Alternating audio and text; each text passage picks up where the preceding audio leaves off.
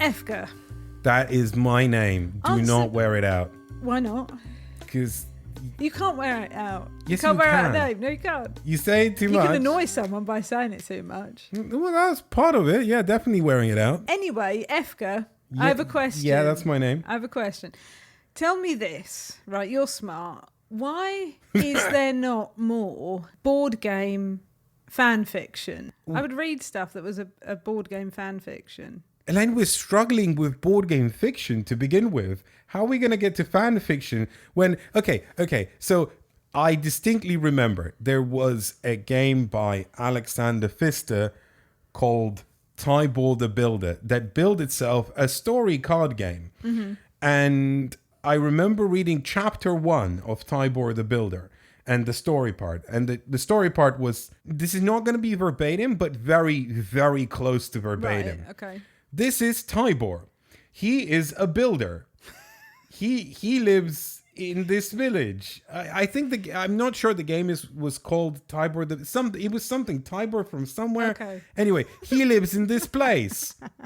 The end. It's like baby's first board game fan fiction. And that was a story. You know, that was a board game story, and that's not that long ago, circa 2016, something like that. But that was a story in a board game. We have lots of those, and I appreciate those very much. But I mean, like, so say you had a game of Catan that kind of, but it was a fiction book, novel, you know, or small novel, whatever you call it. I think they're doing that now.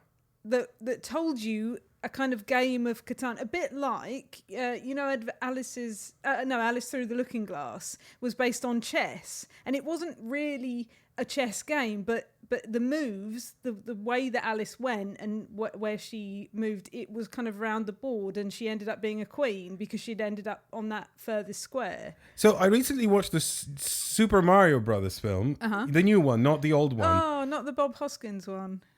No, because nobody likes that one. I like that one. Because it's got Bob Hoskins. I wanted him to play me if I ever become famous enough to have someone play me in a film. I wanted it to be Bob Hoskins. That's not a possibility anymore. Has to be Danny DeVito now. Just to the audience right now, not to Elaine. Listen, I live with Elaine, so I will tell you straight up. She does not remember a single thing about the old Super Mario Brothers film. No, you don't, because if you remembered a thing, you would be like, what is this? Because I remember you watching it with me and going, what is this? That's not how I remember this film. And then we watched it and you were like, okay, that was poo. And then you forgot about it. And now you're going, I love the old Super Mario Brothers film. It has Bob Hoskins in it. Well, yeah, all right. Maybe I'm looking through some kind of rose-coloured glasses there. 100%. But still... Okay. So I recently watched the new Super Mario Brothers film, right? And in my opinion, it's about as good as the old one, right? Oh, okay.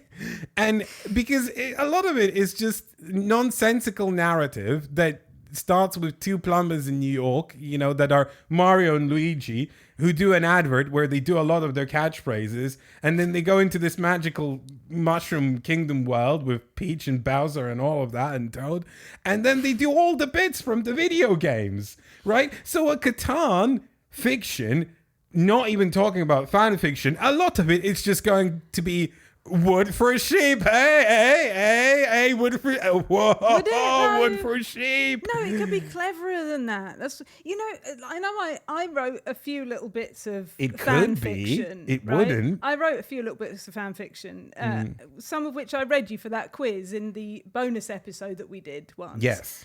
And, you know, that wasn't very good because I'm not a writer particularly, right? But I'm not a very good writer. Or a confident writer, but if there was someone who was a really good writer, I think they could really do justice on a game. But why would they? They could write anything else. Well, this is true. All right. I don't know. I mean, it would have to be a magical combination of someone really loving a game and also being a talented writer. And by talented, I don't mean like inherently someone who knows, you know, and practices the craft. And then also have the time and will and dedication to do this. If this ever happens, I'm sold. I'm there, you know. If Adrian Tchaikovsky writes a board game fanfic piece. I'm sign me up, or any other writer who's into board games. Welcome to Talk Cardboard, a podcast about board games and everything adjacent, with me, Elaine, and you, me, Efka. On today's show, we'll be creating a solo civilization in Ancient Realm, discussing video-turned-board game Dorfromantik, and getting our Sharpies out in Aeon's End Legacy of Gravehold, as well as having an interview with someone whose favourite Bill Murray film is Ghostbusters, Andrew Navaro. You dug out some factoids about Andrew Navaro. Yeah, one factoid. Well done. First, though, let's look at the things you've been saying to us. We had a huge amount of correspondence and discussion regarding obsession, which we spoke about in the last episode. Thank you to Trixie, Latro, Tom and Roger, who all got in touch with us to let us know that Jane Austen was writing in the Regency era and was not a Victorian. The game, though, is very much set in the Victorian era. That's why there is that confusion. And also riffs on Austen, so... Yeah, what's really weird though for me was, because I don't really know much about Jane Austen, or I didn't until we had all this correspondence. I didn't know when she was writing. So when I looked at the game and it's called, Pride and Prejudice, blah blah blah, whatever it's called, I thought, when is this game from? And I looked her up, and she was writing in like 1750, right? And I thought, is the Union flag represented wrong? Because there is Union flags in the game, and our current Union flag, or Union Jack that we have now, wasn't used till 1801. I know this, right? But the one in the game is the one that we use now. So I thought, have they got this wrong? But then when I read through the kind of, not the rule book exactly, but the like fluff in the rule book, it is very much set in 1850, which is Victorian and is, the flag is correct for that period. So I thought the game designer had just taken some artistic liberties with that. Like you have something that's Shakespearean that's set now, or, anything that's sort of updated or set in a slightly different time period. But that's really bothered a lot of people, I think, the fact that reviewers and other people that are talking about this game, Obsession, have said that, have conflated the two eras. Right, but the game conflates the two eras. Right, exactly. It's very strange. It's a strange situation because, it does literally say Pride, Prejudice, and then something else. Yeah, I know, that's the bit I couldn't remember either. In the Victorian era, right? Yeah. So that is literally taking two things that are not from the same period and mashing them together. There was also some disagreement on the theme of this game, but the general consensus was that for a lot of people, it might feel off-putting, but is not inherently problematic. And when playing it, the irrationality of what you're doing needs to be taken into consideration, right?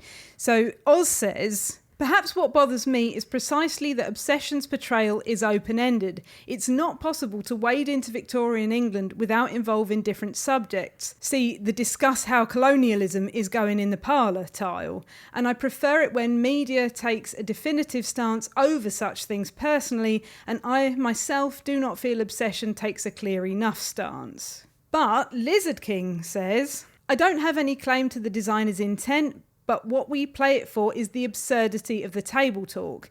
Instead of being masters of the universe vying for ultimate economic supremacy, we're bloodying each other over lawn bowling for a crack at a date with a Fairchild.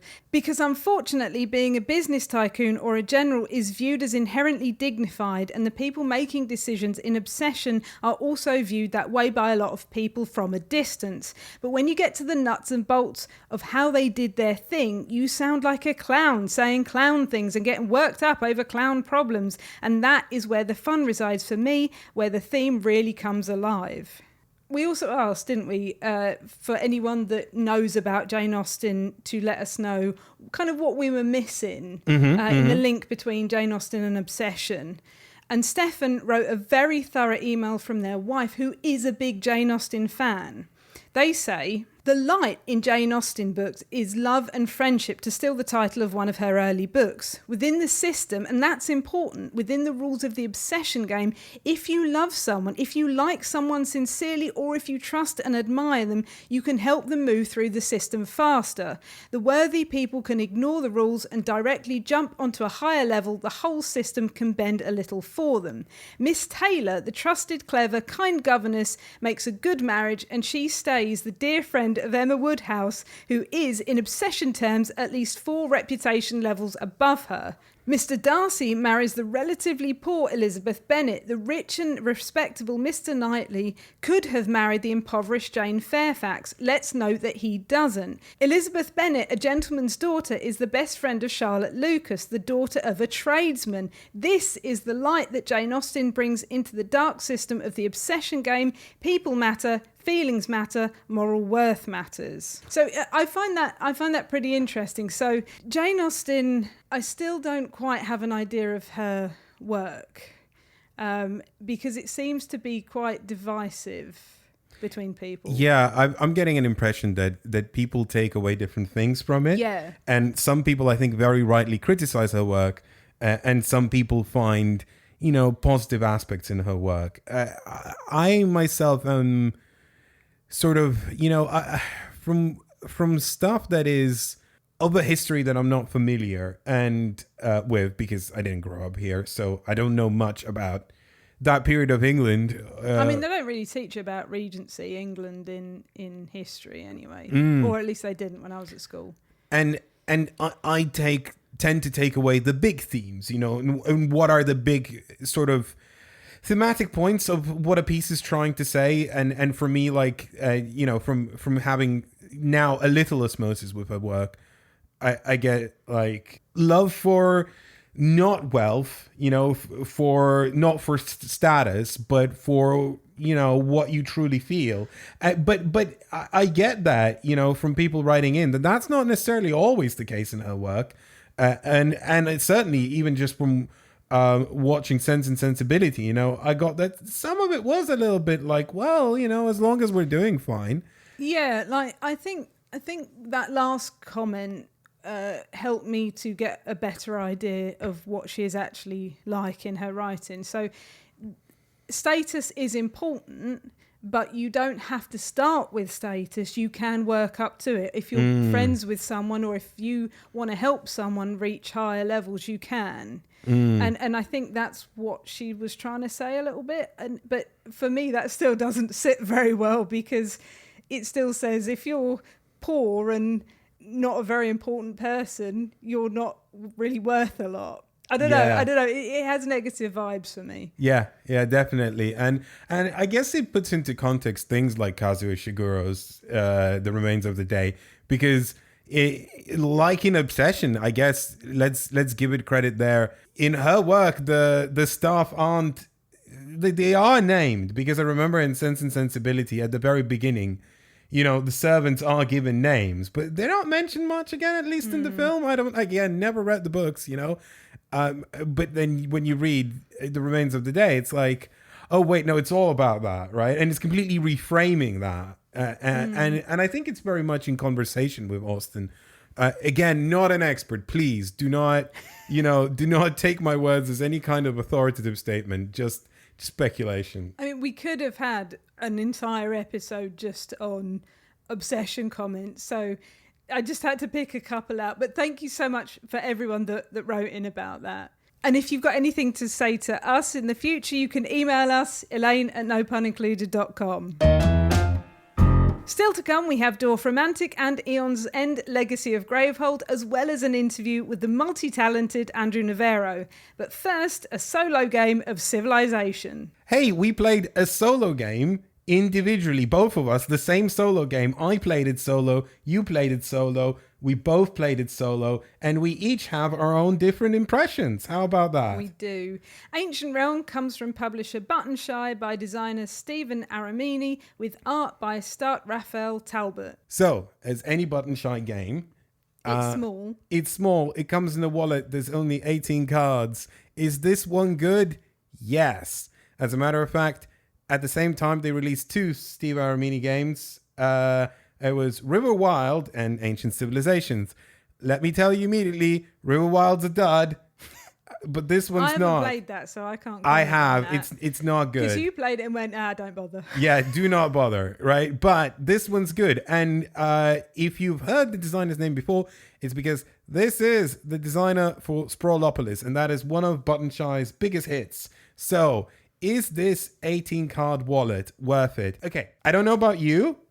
For me, this was not top tier Button Shy, but it was like close to top tier. If there's an S tier and an A tier, this is A tier. What's S and A? You know, like S is the highest tier. Why is it S? Just the internet. That's how it works. Oh, really? Is it? Yeah. Oh, I've learned a thing. Get with the program, all right, Elaine. sorry. Anyway, how do you feel about is this one of the better ones or? I enjoyed it. I don't know if it's a top tier Button Shy for me though. Yeah. Or a near top tier Button Shy for me. It was fine, it worked, but I think you played it with a lot more thought into it. Like you poured over every decision that you made to squeeze all the points you could out of this game. And I played it much more loosely and much more freely and like, oh, what happens if I put this on here? What happens if I do this? And I didn't score that well. And I think the way that you play, I don't want to say that there's like a right way and a wrong way to play a game, because that's a daft thing to say. But I think I probably didn't get as much out of it as you did. You're bearing the lead, Elaine. So your score is bracketed in this game. Your score is bracketed. So if you get a certain number of points, you get like a title of how well you've done. And so what was yours? What was it? Hopeless or something? Ruinous. Your civilization was ruinous. And what was mine, Elaine? Legendary. Yeah, that's right. Legendary. Mine was legendary. So, I will stop bragging and making fun of you and tell people what Ancient Civilizations is about. Please do. So, it's a fun game of trying to squeeze out the most points out of your civilization. You have some cards, and you have some other cards, and you also have some cards to track your resources. So, in this game, you have 4 resources. You have money, wood, wheat, stone. You use the wood, wheat, and stone to build things, and you use the money to pay for things. What a novel concept. But you also have these 2 decks of cards. And these 2 decks of cards, they all have like the same things almost. Like each card has these columns. And normally a card has 3 columns. And these columns are like characters or places. So for example, it could be like a wheat field or a tax collector or the queen, right? And the reason they're separated into 2 decks is because the deck on the left side of the table there's always 3 columns, right? And each card has these 3 columns, and they could be any kind of things, right? But on the right side, the cards functionally are the same, except there's only 2 columns because one column is double the size, and that is a wonder. A wonder, right? Okay, the term is a wonder, and so this wonder, it's like a wonder of the world. Yeah. It is a big scoring opportunity thing, right? And is the only thing in the game that costs resources to build. But the point is that when you build, you choose any card that's available. So you put 4 out to begin with, 2 wonders and 2 of the other cards. Yeah. You choose any card and you put it into play. If the card does have a wonder, you have to pay resources for it. If it doesn't, it doesn't. And you put it in one horizontal row above. So you're kind of like building outwards. You can put a card to the left of the cards you have or to the right of the cards you have. But also you can overlay these columns. Blimey. And the trick is that the things that you put out, they don't do anything unless they're a wonder until you cover them up with another card. And that's the really weird and kooky thing that really requires you to wrap your brain around, because you look at a card and you go like, oh, there's the tax collector. I play the tax collector card. It also has like a wheat field, and then maybe, the queen. That'll give me all these things give me bonus. No, they don't. You play them into the territory, and then only when you cover it up, that's when they actually give you bonuses. And once you cover them up, you don't have them anymore, obviously. And there's also other things that score you points. For example, there's two types of citizens. So there's like ones with a crown and ones with a hood, right? And like there's blue and red. Yeah, blue and red, right? And then it says, oh, hey, for each citizen of one type, you get 3 points. And you're like, okay, so I want more citizens. But those citizens are the things that give you money or give you resources to actually build the wonders. So there's this constant tension because you need to cover up the things that you want to have to get the things to build the things that you want to have. And then you build them and you need to cover them up again to get and it goes on and on and on. But again, remember, there's only like 14 cards in the game because 4 of the cards track your resources. So there's not that many cards. No. And you need to squeeze out a lot of points from these cards. And that's where the puzzle comes in. And it required a lot of brain work. And I think you succinctly described the issue with the game is that if you play it lackadaisically, you will be ruinous. Or if you sit down and just crunch and crunch and crunch and crunch. I thought it might be a contender for waiter, there's a cardboard in my cereal. But it absolutely was not. I thought it was going to be a nice, easy breakfast type, flowy game that I could play while I wasn't quite awake yet. It was not. Oh, well, it was, but then I did ruinously. Yeah. So. It's pretty crunchy, right? If you wanna squeeze out the points, you gotta do it. You gotta crunch. You gotta commit to thinking about like every last bit of consequence that your actions will lead to. What we haven't mentioned yet is the abilities on the cards as well. So on the backs of the non-wonder deck of cards, there are certain like bonuses that it gives you while that card is still face down. So because it's on the back, the bonus is on the back. So whilst that card is not yet in the play area, it will say like, you know, you may convert one resource to another resource. So you have to take that into consideration as well. Yeah, and there's a lot to think about. And each time you play a card, you have to draw from one of the decks, your choice which. But if you draw too many wonders, then you're not going to be able to pay for them. Yeah, you're stuck with cards that you have to pay resources for, which are really hard to generate. You are not going to have the wedge to be able to get that wonder out. So on the game where I got legendary, and I didn't just get legendary because the range is from something like 55 to 70 or something like that. So that's like ruinous is everything up to like no, I think it was like 47. It's 49. I got 48. Yeah. And ruinous boundary was 49. Right, and legendary is 70, right? Yeah. And I got 81 points in that game. I know you did. That was the first game I played. I didn't do anywhere as well. Playing it again. Yeah, playing it again. But the reason that worked out for me was that I spent a lot of time just accruing resources and sort of eking out, leaving like little bits of scoring columns and like just the right ones. And then the very last card on the non-monument deck had the ability that said, like every wonder is discounted by 1. So when it came time to build wonders, it works out well. I was just like, okay, I'm just going to draw from the wonder deck. And, I kept managing to cover up bits that propelled me further. I also had another wonder that said whenever I build a wonder, I get another free resource. And it's like, that's not quite enough to pay for the next wonder because at minimum they require 4 resources. Is that true? Yeah. Yeah, I think so. And so it doesn't break even or anything like that. But that was like the perfect last card to give me like a cool ability. And I was just like, I'm really milking this for everything it's got. And I came out with a lot of points and I was pretty happy. But then I realized that on my first game, I didn't just beat the high score. Well, not the high score, but like, the threshold for, what is considered a good score. I sort of trounced it and I was like, oh, is this going to be one of those games where it's just like, you have to really crunch? No, games can play out quite differently. Whereas I would want to try and get better at my score. I don't know. It deflated the game a little bit for me, right? But also, okay, so I think for me, that looseness, and I guess it's endemic to Sprawlopolis as well, it is sort of what knocks it down a peg a little bit from that, button shy S tier, which is games like Rove. I think Rove is really, really good. Yeah. I think Unsurmountable is an underrated one that a lot of people don't value as highly as it should be. I think it's better than Food Chain Island, which is the other Scott Almes solo game that is very popular from Button Shy. I also really like Skulls of Sedlec. A lot of people like Skulls of Sedlec. Those are really nice Button Shy wallet games. This is maybe not as good as those. Rove especially, because Rove doesn't give you the option not to crunch. You crunch or you lose, right? And I think that makes it different and makes it feel different.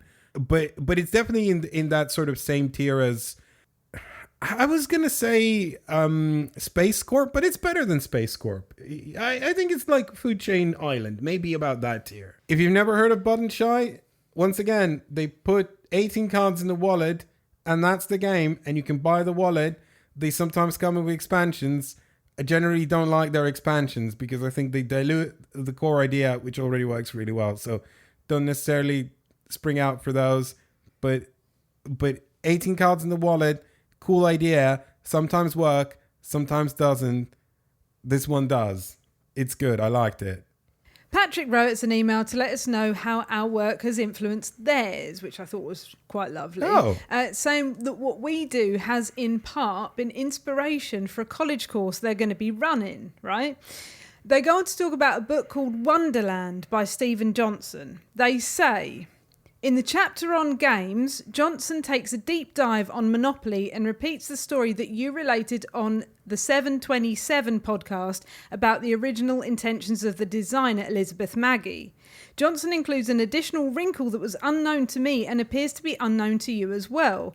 The original rules to the Landlord's game were geared to critiquing current property and taxation policies and appears to have been meant to play cooperatively. I may be misremembering that detail.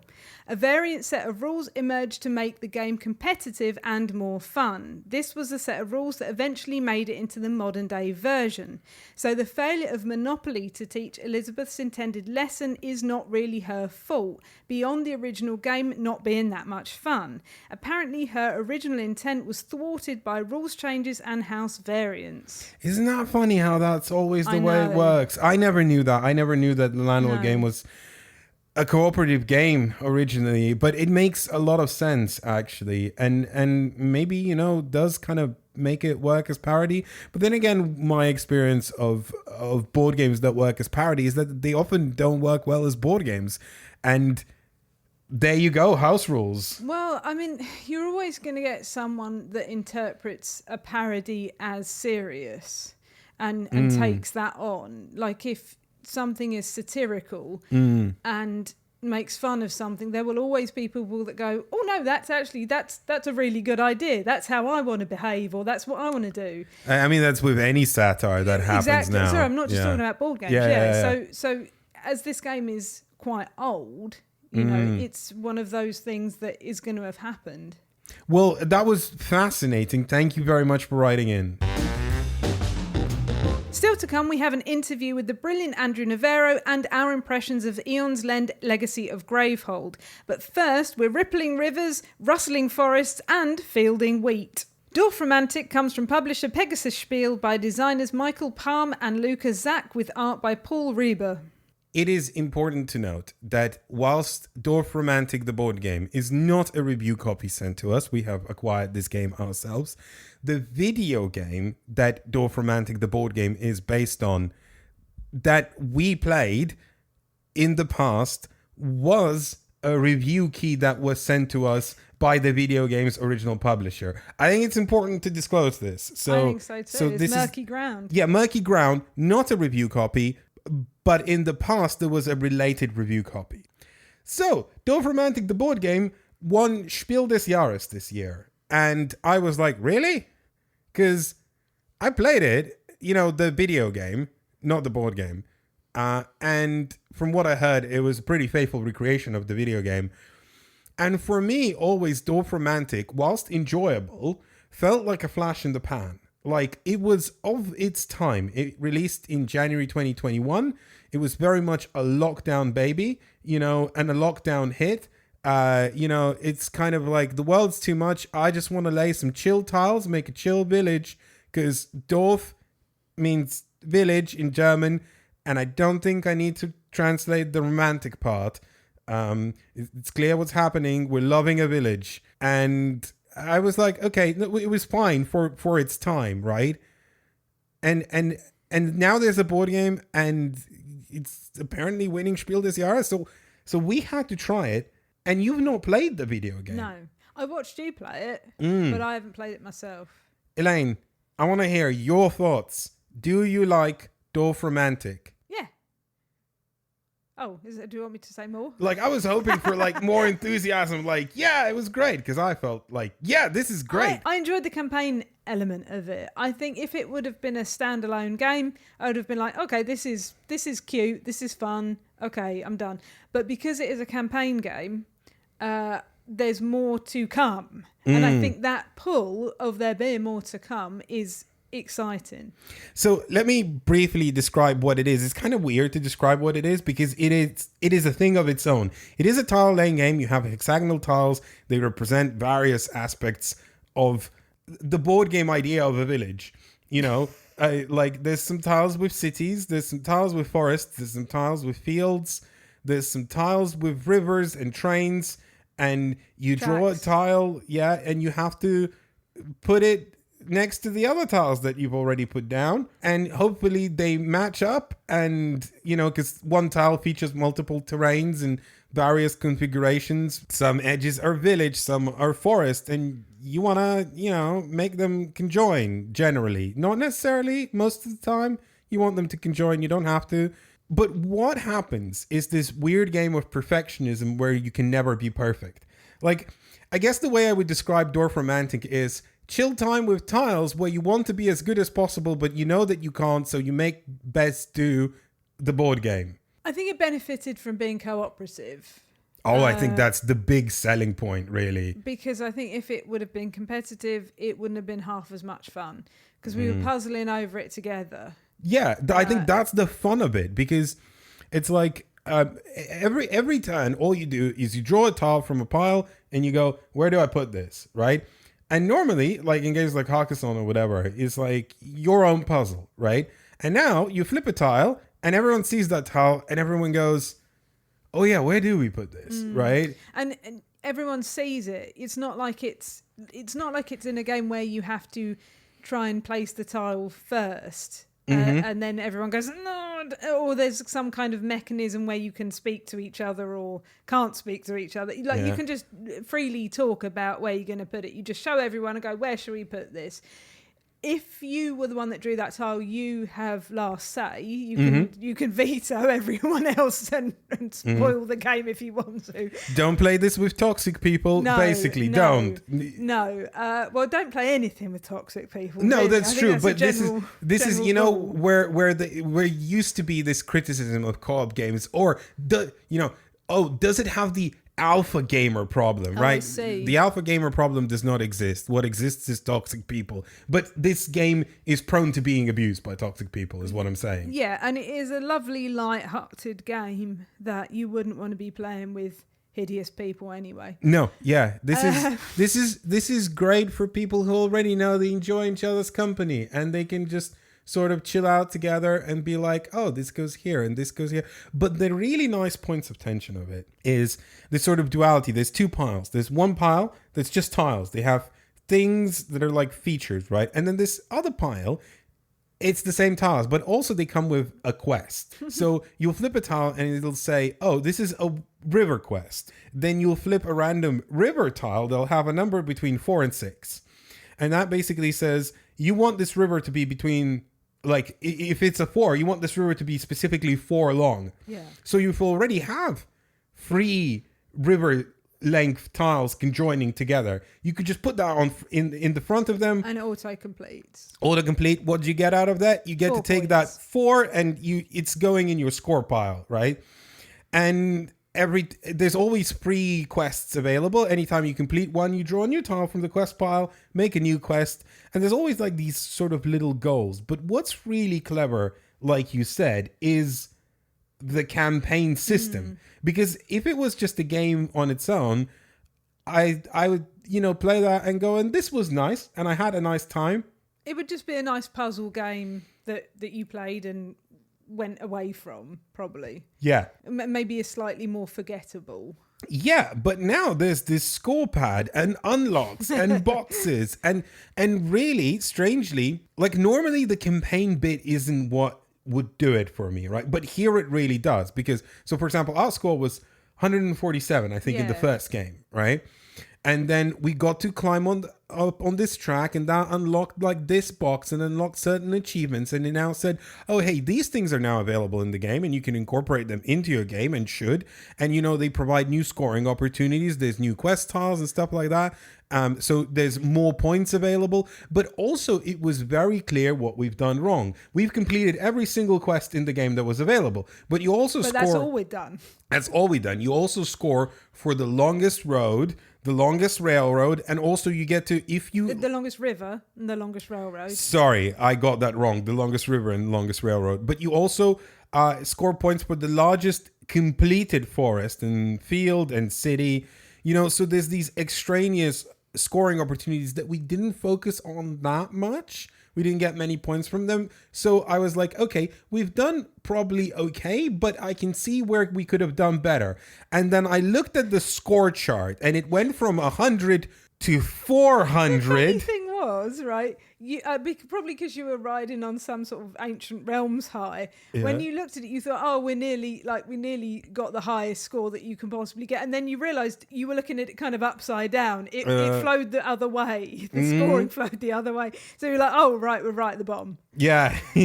Yeah. And I was like, how do you even do this? Right. And then you realize that through these various unlocks, which there's only like 5 boxes, but within them, there's these achievements that say, if in this game you do this, you unlock a new element of the game. And from now on, this is true. And it's like, oh, right, I get it. There's actually only like 5 boxes, but each game, you have an opportunity to do something that you haven't done before and like a goal to shoot for. So suddenly this chill time with, you know, your partner or your good friend or, you know, a couple of other good friends maybe, because it goes up to 4, I think, right? You know, becomes chill time with a purpose. Hey, this game, let's attempt this, right? And it's really nice. There's something immediately nice about this. It does go up to 4, but I don't see why if there was a 5th person you couldn't squeeze them in. I don't think that would break the game because all you're doing is turning over a tile and seeing where to place it. Yeah, so, I guess. Maybe it's just, you know, becomes a bit unruly at 5. Maybe, yeah. I'm looking forward to playing more of this and going through the campaign. We played 2 games. We unlocked some things. And our second game, on the first game, we got 147. On our second game, we got 146. Yes, we did. We did worse. We did slightly worse. But we took a different strategy. Yeah. That we think maybe we can build on in the future. And also, there's like new goals that we unlocked. And suddenly we're like, oh, hey, next game we're going to try this. So we're going to come back to Dorfromantik in video format because it was that good. We really liked it. It is not outwardly anything special. But as a package, for a specific reason, for a specific time, I think it's wonderful. It's just really, really nice. My couple of criticisms. Strangely, so one of the things that the video game was known for, apart from like its tremendous title, is like really lovely soundtrack, really lovely artwork. It would have been nice if there was some sort of like, at least, I don't know, a QR code to the soundtrack available. You know, that maybe nice. Maybe I can get the licensing for it. Maybe, I don't know. You know, that chill Dorfromantik music, if it was available to anyone who bought the board game, you know, somewhere online, that would have been nice. Maybe it's in there. Maybe I missed it. If so, please write in, correct us. But also somehow the artwork is just a little flatter and blander than the video game. Whereas it looks like most of it is just like almost the same assets, but there's something just duller about it. I quite like the artwork because there's a lot of little bits to spot on it. The artwork is nice, but I'm talking about the color palette. Right. It's duller, right? Okay. It's slightly more muted and less pop, and it doesn't feel as vibrant and as colorful as the video game, which I don't know, just in comparison feels strange. Maybe that's, you know, something to do with how they printed it or like the, you know, approachability and accessibility issues. Maybe. I will say that there is red and green in the game because forests are green and houses are red, but they're easy to tell apart because one is a house and one is a tree. So like I don't think is a problem for there. like color vision difference. Right. Yeah. I liked it. Me too. Looking forward to making a video about it. Just before we go on to our interview with Andrew Navaro, last episode I asked Efka, that's you, which known director would you like to see direct a no pun included video? We had some thoughts on that, some correspondence on that. No. Jeep says, if Paul Thomas Anderson can become obsessed with directing home music videos, I think Damien Chazelle directing a board game review isn't out of the question. And Isaac says, an Oink game directed by Wes Anderson or a video essay on civilization building games directed by Ken Burns. And Repeat says, a review of Hegemony directed by Yasujiro Ozu. How would that even work? I found it funny that there was Wes Anderson and Yasujiro Ozu, who have been compared in the past. And I like both of them as directors. I've been meaning to watch some Ozu lately. Yeah. I was like, it's been a while. Yeah. So I think that's quite fun. Maybe that's the kind of vibe that people get from our videos. I hope so. That would be great. that our videos would be great to be directed by those people. I'm just going to stay tight-lipped I would about love this. That. I'm going to take that as a win. I feel like there's not many wins. Okay. I'm going to take that one. But Peter says, you need a director who can do both comedy and drama. So how about Steven Spielberg? I think he could do a good job of it. I know you probably say that Spielberg is a bit too epic, but he can also do small intimate scenes like in E.T., Always, or The Fabelmans. So I think you should give him a chance. So that's one thing. Then they go on to say, there is also something else to consider, which is that the right director for an Elaine-specific or EFCA-specific video might be different than a director from an NPI video. So I think that a great director for an EFCA-specific video would be Orson Welles. A great director for an Elaine-specific video would, of course, be Charlie Chaplin. I thought that was a great comment. I love Ida Lupino, so I would have liked her to direct one of our videos only because I would love to have met her. But Chaplin, yeah, definitely as well. But he wasn't a very nice person, so maybe not. But I mean, we kind of had a clownish video when we did Meeple Circus. Yeah. The beginning of it, we did skit, and it was almost Chaplin-esque. Yeah, I butchered the editing on that. And, well, we were young. Yeah, we were young. Listen, okay, I'm gonna speak. I was not gonna say anything, but now I am going to. Not Spielberg. I have to, I guess, admit that I don't like Spielberg. And I think Fabelmans, actually, was recently the film that perfectly highlights everything that I don't like about Spielberg. And I'm sorry, but Michelle Williams being nominated for that was the worst tropes of a person who has, difficulties with mental health, just embodied in acting. I did not like it. I didn't like the bit at the end, the very last bit. Everyone knows what I'm talking about. If you've seen The Fabelmans, that was a good bit. I did like Empire of Light, which was a film that came out around the same time, about the same kind of similar subject. It was just Sam Mendes, not Spielberg. And also James Gray did Armageddon Time. I think that was in the middle between those two. Empire of Light, great. Armageddon Time, good. Fabelmans, no. Thank you so much for your comments. If you want to write to us, it's elaine@nopunincluded.com. Still to come, we have Aeon's End Legacy of Gravehold, but now let's talk cardboard with Andrew Navaro.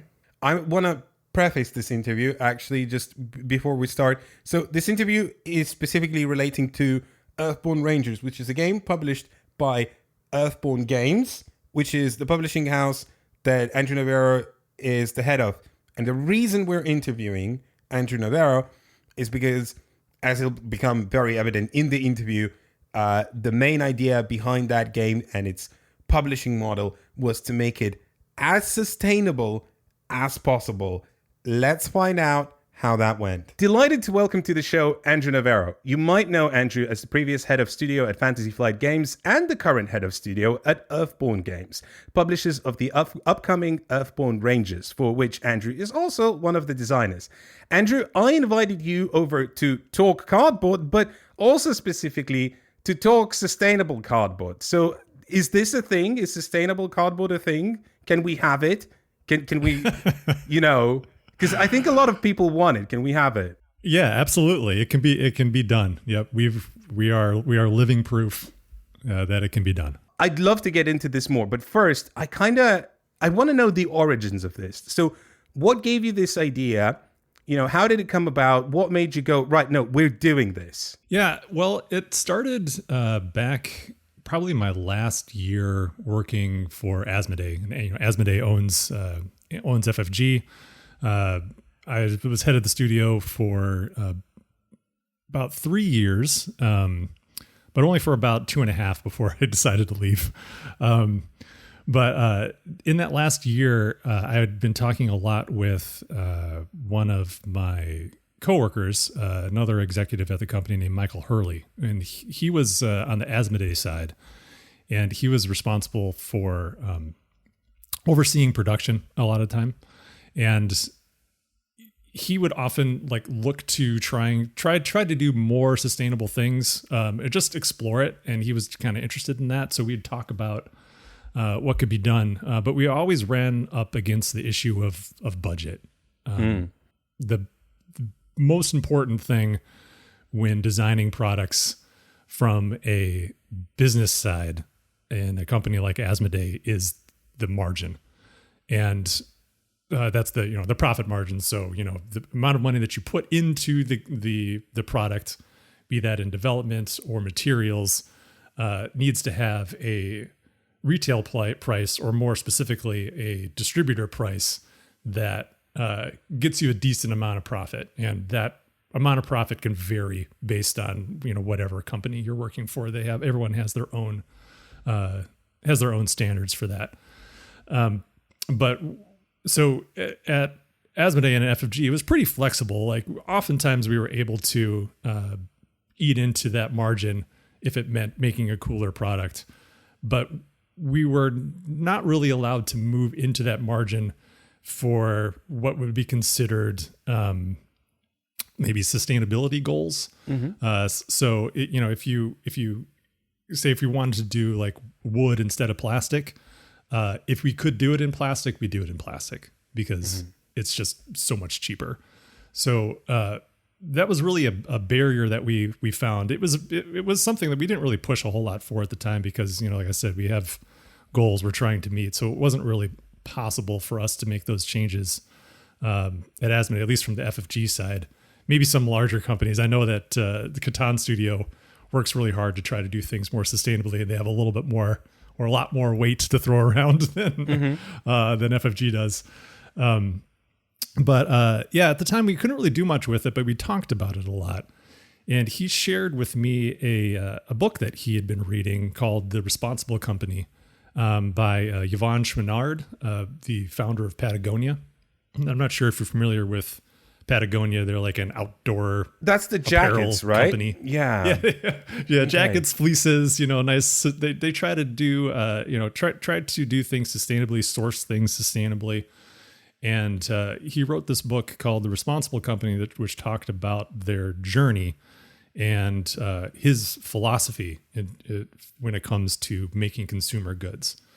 And something he said in that book really stuck with me, and or struck a chord with me, and then has stuck with me ever since, is that he talked about humanity being a creative species. Like so many of us want to go out and make things. We don't feel fulfilled unless we're going out and making something cool. So, but he also recognized the fact that when we make things, we're using the resources of the earth to do that. There's no other way to do it. We live on Earth. Everything comes from here.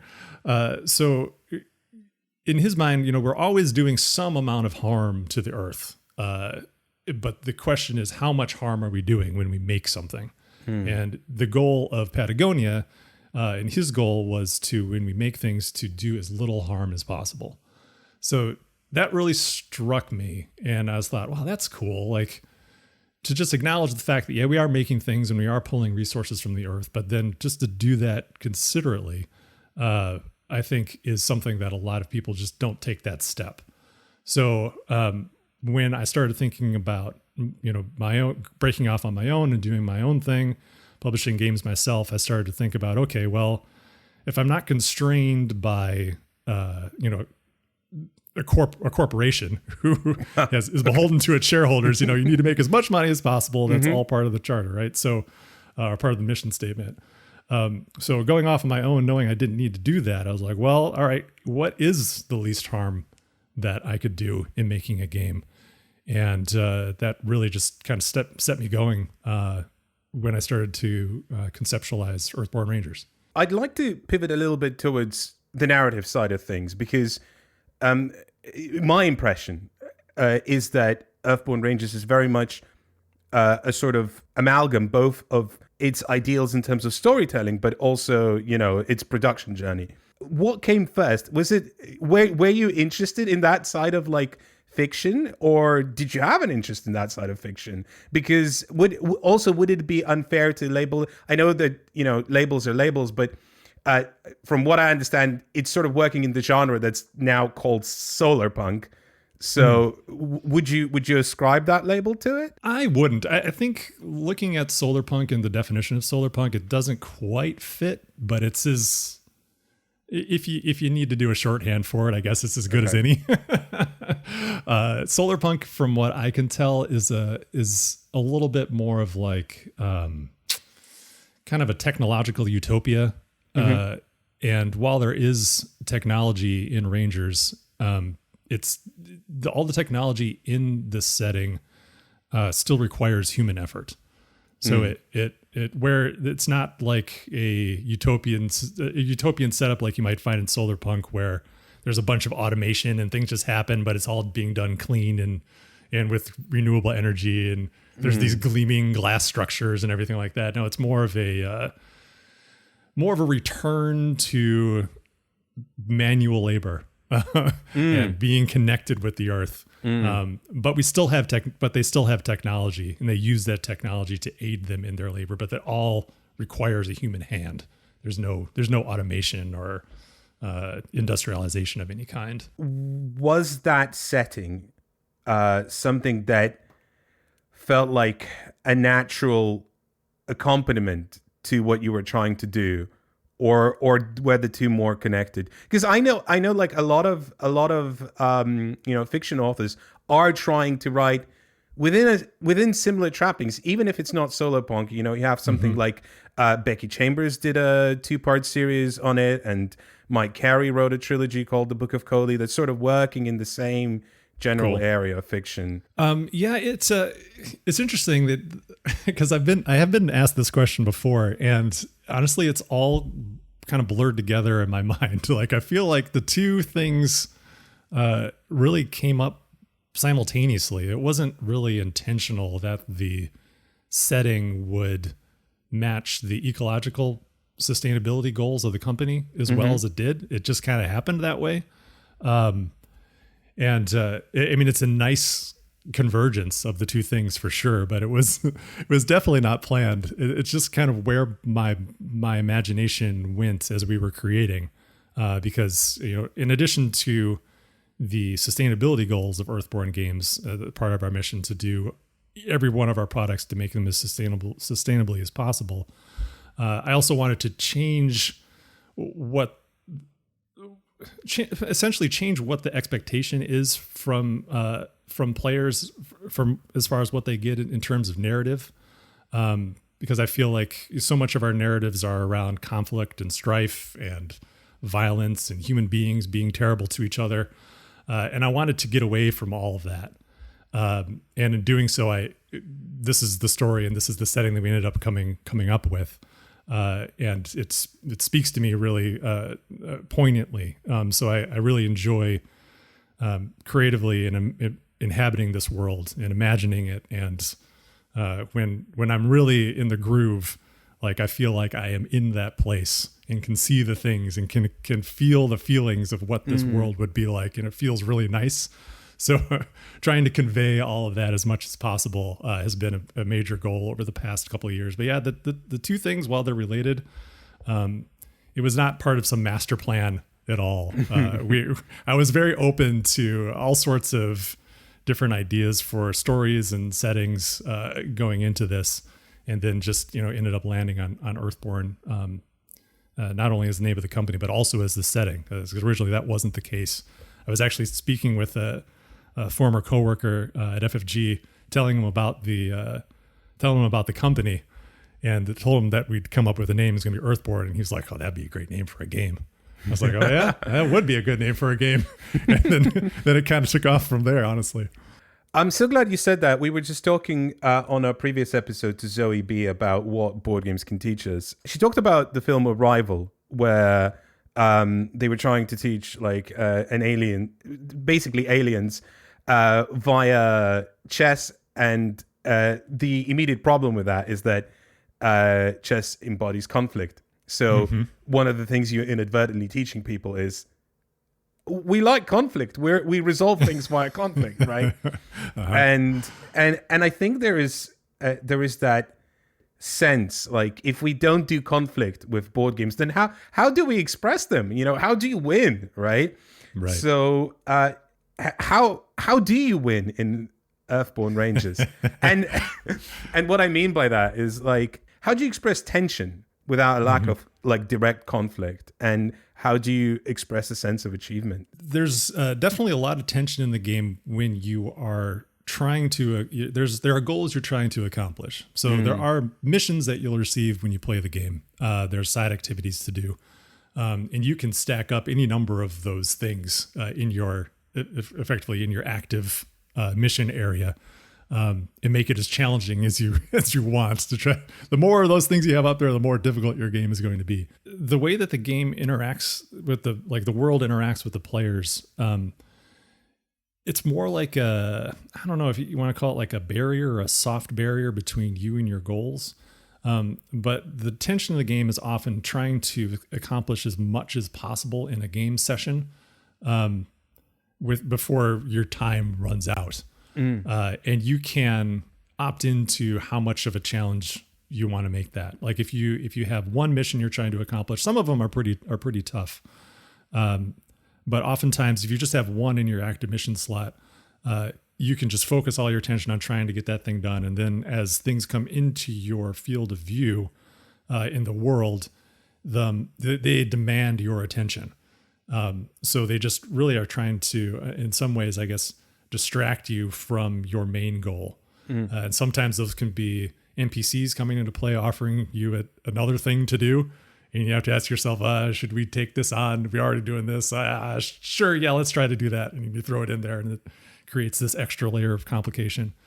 But the conflict is more, I guess you'd say it's more indirect. It's not a game that's set up structurally as, I think the best examples are games like Marvel Champions or Arkham Horror, the card game. These Earthborne Rangers is descended along those same lines, but those games have very clear, like, you're set in opposition against a thing, and that is the one thing that Earthborne Rangers lacks, is you're not set against this other force that is trying to, enact its evil plan or thwart you in doing what you're trying to do. Instead, you have the goal that you're trying to accomplish, and then complications can be introduced, but there's not some evil force that you're pitted against. So it doesn't have that style of inherent conflict that those games have. That being said, when you're playing the game, you'll definitely start to feel some adversarial feelings towards some of the various beings that come across your path, like, this guy again, or like this thing, geez.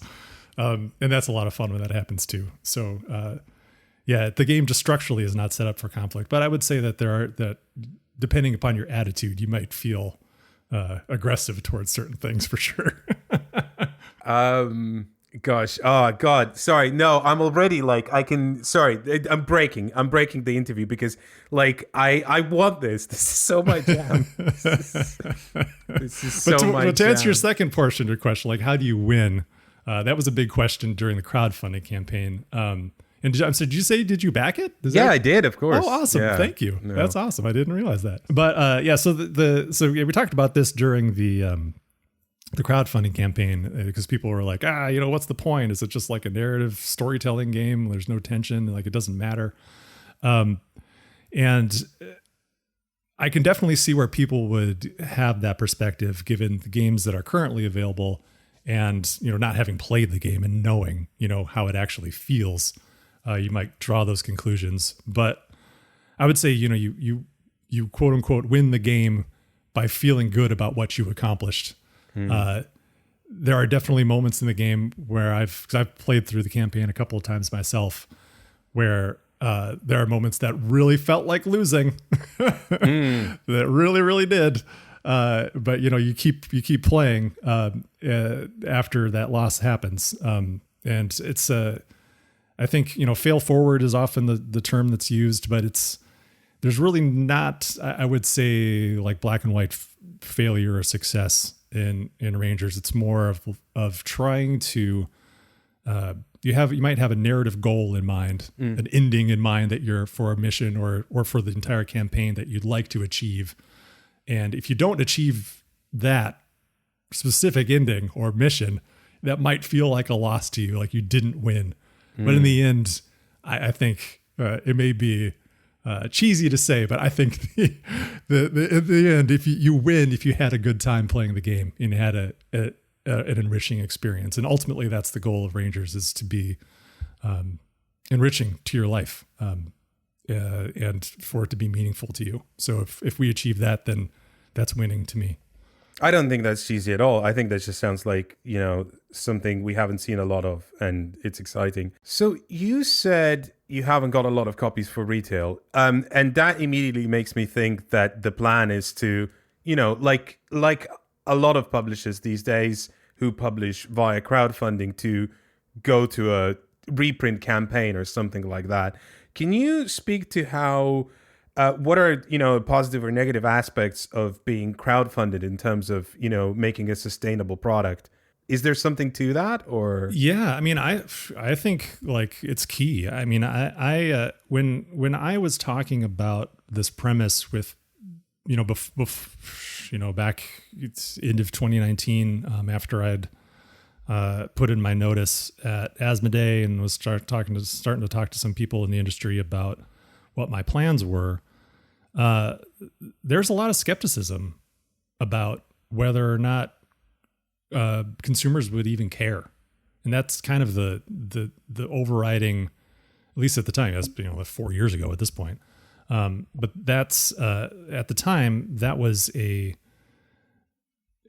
argument that kept coming up over and over again when I'd talk about what we're doing. Is like people. I just don't think people care enough. They just want a game. They don't care that it's done sustainably. They don't care how it's made. They just want the thing. And I just kept saying, well, I care. So there must be other people who also care. Whether or not it's a selling point for them, we'll see. But I think that's the issue with trying to not do it at crowdfunding, is you need to convince the people who hold the control over the budget that it's worth doing. And when they look at the numbers and just say, well, that's 4 to 5 times more expensive than what we're paying right now, you shouldn't do that. Then you're like, oh, okay, I guess, because you're not in control. So going to crowdfunding and then, pitching people on the idea and trying to make it as, make the vision as extreme as it possibly could. I think that really did get a lot of people excited just to see if we could do it. So for us, I really feel like crowdfunding was incredibly important. I really don't know if we'd be able to. There's no publisher going as far as we are right now in this space. So I don't think we would have been able to fulfill the vision to the degree that we did, if not for crowdfunding. We definitely have to make concessions if we went to another publisher, 100%. I mean, I presume that by being this extreme, you're basically planting a flag and saying to other publishers, hey, you could do this too. So have you had anyone approach you about advice, or like, did anyone want to learn from, and implement things that you implemented into their products? So no one has really reached out to me, since we've finished production. I'm hopeful that, once the game is out there more, like I've only finally just begun fulfilling in the EU, like this past week. So, we're in the second week of August. So in that first week of August, last week of July, games finally started to go out, and it'll be available in the EU in retail, hopefully sometime this month. At that point, hopefully it'll start landing in other people, in decision makers at other publishers' hands, to see if it's something they want to explore. I think they'll be really scared off by the sticker shock of how expensive it was to make.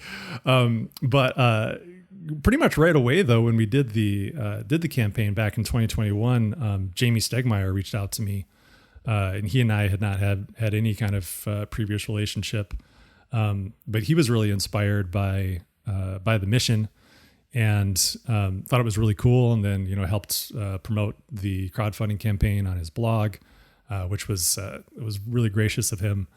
And then in the months immediately after that, then he announced that they were going. Then he did this kind of audit of all of their games to see, materially what could be changed from plastic to wood, or and then maybe about a year later, a year and a half, he announced that they were going to all FSC paper, going to wood instead of plastic where possible. They're working with Panda Manufacturing, who is now doing FSC certification at least one of their factories. So that's probably the biggest one, was just Stonemaier Games. That's a pretty big one, right? Yeah, it was great. Yeah. And he's Jamie's very opinionated, and he's never afraid to share his opinions and thoughts on things. So I think it's really cool that he's out there also banging the drum. I think that's great. But yeah, no one's really reached out at this point. There's also recently there's been this thing called the Green Games Guide that was posted by a group that talks about the things that one can do to make games more sustainable.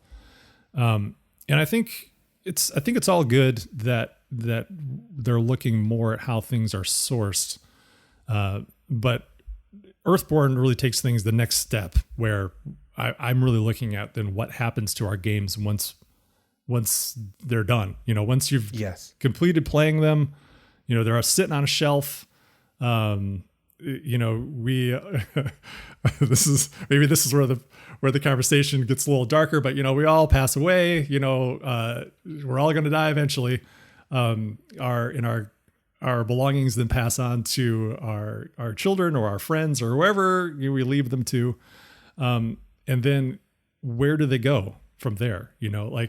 There's no guarantee that your descendants are going to care about your game collection.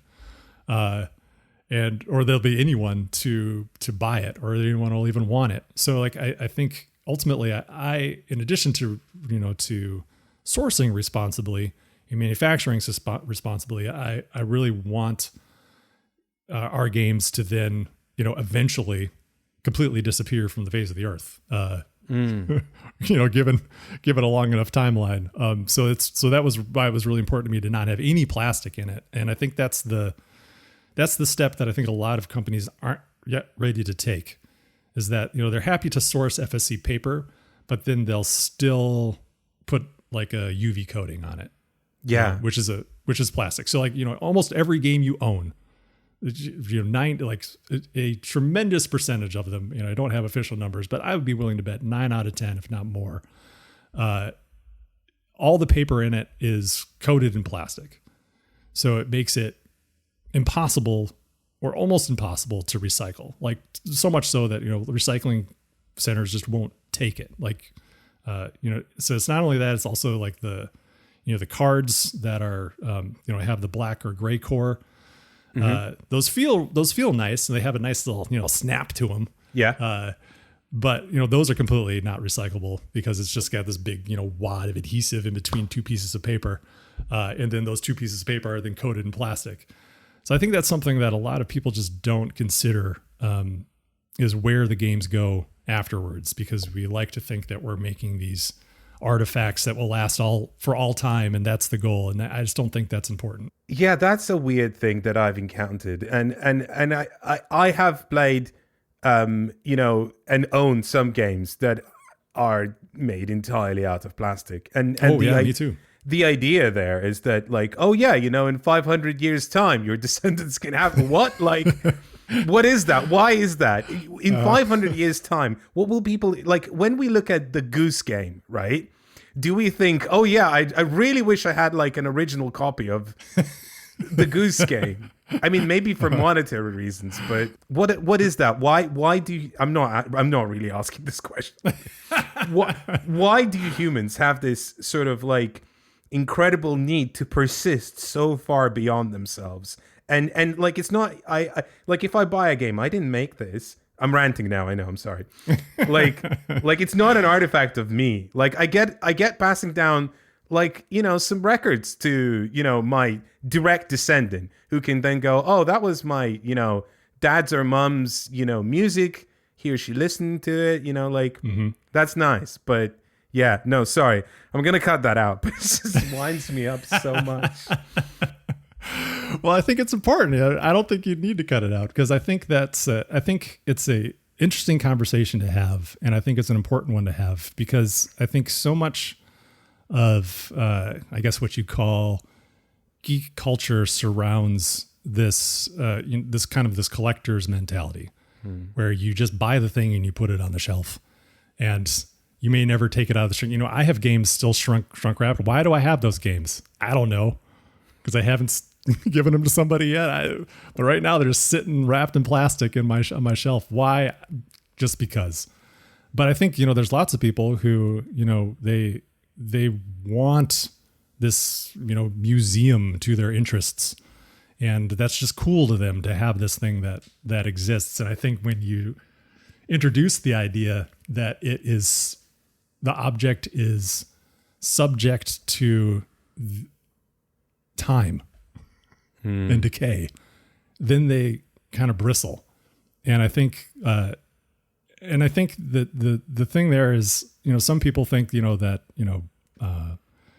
vegetable plastics, biodegradable plastics are inferior, because they imagine that, oh, if I have this miniature in a biodegradable plastic, then it'll just like fall apart on the shelf or something. Not really realizing that it will last your entire lifetime, unless you work really hard to destroy it. It's not going to go anywhere. Same thing with Earthborne Rangers too. If you protect it and keep it in good shape, store it in a nice dry place, then it'll stay in great shape as long as you use it. But the idea is, as long as you want it to. But this idea that it needs to persist beyond us is, I feel like, I don't know, it's just not necessary. And I think it leads to a lot of poor decisions. And I think that's partially, why we've gotten to this point where we're embalming all of our paper products in plastic, is to, make them last longer and longer. When in reality, I think they last just as long without it. And honestly, I like the things in my collection that I have the most affinity for are the ones that show wear. Like my old, original like Dungeons and Dragons box set. Like that's not in pristine condition at all, but I love it because it shows that wear of time. Andrew, thank you so much. Where can people find out more about Earthborne Rangers? You can find out more at earthbornegames.com. That is, I think, the best place for information. You can sign up to our mailing list and get notified once the game is available. It should start. It's going out to backers right now, and that will continue for the next several months as it moves its way from Europe across the ocean to the United States. And you can also check out our Kickstarter project page if you'd like to read about it there and see where it started and then compare that to where we got to. There are some changes along the way, but I think it's all for the better. But yeah, earthbornegames.com is the best place. And you can also follow us on social media and YouTube and stuff like that. If you'd like to hear more from Andrew Navaro, it's in our Patreon-only bonus episode. This was a very long interview, and we had to split it up into two. I tried to keep the best and most interesting bits in the main episode, but there's some great stuff in the bonus episode as well. And also in the bonus episode, we have our impressions of Amun-Re 20th Anniversary Edition as a 2-player game and how that went. And also, we briefly speak about my first play of Dual Gauge.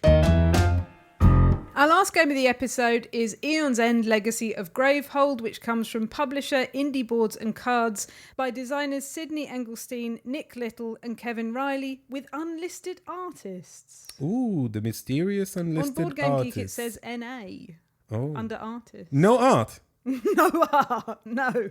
Well, it's strange because one of the most immediate pieces of art was like, oh, this is bordering on copyright infringement because it looks exactly like Doctor Strange, but just significantly different enough to not be Doctor Strange. I kept calling it Tesco Value Doctor Strange. I'm not sure that's okay. Let's not get sued by Tesco. Aeon's End Legacy of Gravehold is a legacy game, and it is also going to serve, this bit specifically, as our impressions of Aeon's End as a system, because we've never played it before, and it is a moderately popular deck building game that had many expansions by now, and also this is the second legacy box. This isn't even the first time that Aeon's End Legacy has appeared, so clearly enough demand and enjoyment of the Aeon's End system from people. We thought, hey, what's the best way to experience this? Why not the latest? Let's have a butchers at this one. Yeah, why not the latest legacy thing? It's gonna include, hopefully the best of the best, the weirdest ideas, the most grandiose expression of the system. Let's try it. I guess what's weird is that we never looked at it before. Well, I had a pretty strong dislike of deck building games for a while, and I've spoken about them at length and what I like and what I don't like about them. Mostly they fall into, I don't want to Joseph Campbell it here, but it is pretty much the hero's journey in board game form, and mixed feelings about that. Sometimes it's enjoyable, sometimes it's good. I think my best experience of a deck building game is when it knows it's the hero's journey and really leans into it, or when it completely tries to buck that trend. So when it swings either way really, really hard, that's when I like it. I'm not sure Aeon's End does that. It kind of falls into a rhythm of a very standard deck builder, but with a couple of significant twists that on the face of it seem more interesting than they actually are. So, first of all, this is a cooperative deck building game. You play as mages that try to cast spells, and you're generally trying to defeat an enemy. At least that's how it works in Legacy of Gravehold. You have a nemesis, and that nemesis has a life total, and that nemesis will summon minions, cast persistent effects that you have to deal with, and then also just do attacks which are just like one-off instantaneous bad things that happen to you. And you play as mages. You also have a life total. You don't want to both lose your life, because then you lose. Your kind of base called Gravehold also has a life total. If that goes down, then you lose, right? And then you have the deck building where you have gems that will generate ether, not mana, which will let you buy cards from the shop that go into your deck, and you're constantly cycling through your deck, casting these spells, playing these gems. You also have these relics, which are these sort of ancillary effects, and hopefully one of you will get there first, either the computer or the players. So the kooky thing about this is that unlike other deck building games, you never shuffle your deck. what you put in your discard pile stays in the order you put it in your discard pile. And when your deck runs out, you just flip your discard pile and then you keep drawing. Yeah. So this sounds slightly more gamey than it actually is, because on the face of it, you are kind of forced to think about how will I order my cards. But in reality, I found that like it doesn't matter so much because some cards go in there in a specific order anyway, and then you only think about it at the end of the round, which is you pass the round so another player can pretty much do things whilst you're thinking about that. So it doesn't bog up the game that much, but also the choice isn't that consequential. The other weird thing about this game is that the turn order is random. So you have a turn order deck, and it has, in a 2-player game, 6 cards in it. So it has 2-player 1 cards, 2-player 2 cards, and 2 Nemesis cards. And you draw the card off the top, and then whatever is on the card, that's that player's turn, or the robot's turn. And, you go through that deck, you shuffle it again, then start again. So sometimes you can predict, like, for example, if you've drawn the first 2 Nemesis cards as the first 2 cards of that deck, you're going to have at least 4 turns, because after that, you're going to shuffle your deck. You might go again. You might have 8 turns in a row. You never know. But you're not going to shuffle your deck. You're going to shuffle the turn order deck. The turn order deck, yeah, exactly, yeah. You never know quite how it's going to play out, but you have some like rough ideas basically as to whose turn it will most likely be next. Yeah, I want to pick up on what you said about it's inconsequential about how the order in which you place your cards in the discard, because I thought, well, it feels inconsequential now, but maybe when I've got loads of cards, then it won't feel so inconsequential. But the thing is, after every scenario, you put all the cards back apart from your starting cards. So you never end up like with a lot of good cards or a lot of new cards.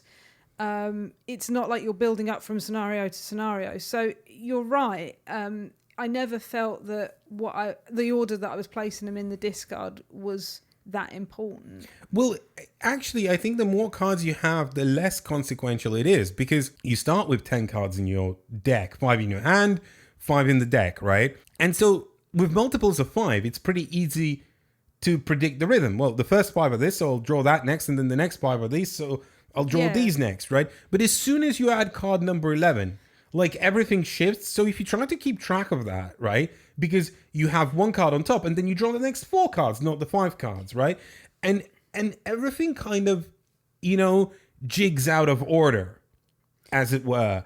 And it's really hard to maintain that constant rhythm of like, if I put it in this order, this will come out. It's actually quite hard to keep track of that. Yeah. The only time I found it made a difference was I knew that I know we haven't actually explained really how you play the game yet, but there are spell slots which you play the cards to, which play spell cards to, and you can only play spell cards to that slot if it's open. Some of them are closed. You start with 1 open.